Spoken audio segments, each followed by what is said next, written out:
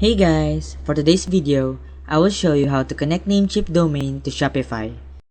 To connect your domain, follow these steps. First, access the settings section.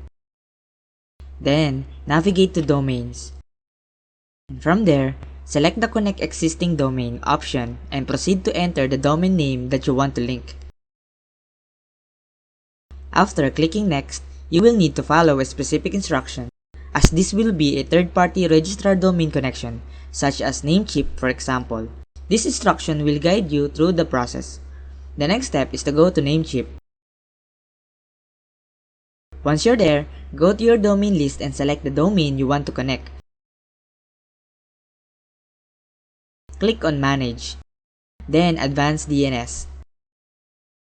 Once you have accessed Advanced DNS, you will need to add some host records in this section.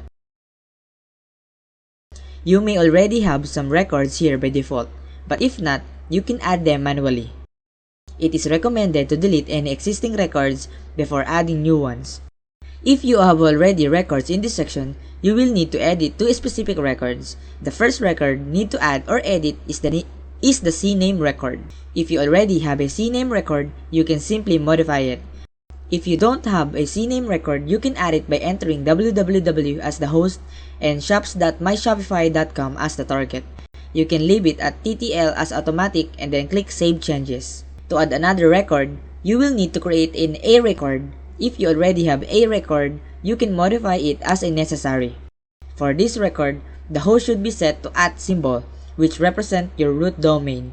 For the A record, enter Shopify's IP address as the target and then click the check mark to save your changes. That's all you need to do in Namecheap.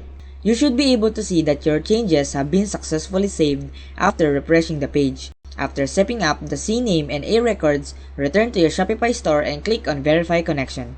The verification process may take some time, but in some cases like this one, it can be completed immediately. So now that we have been headed and verified it, and we have to do this and click on the domain we want to use, it is then we could go over and head and click Set as Primary.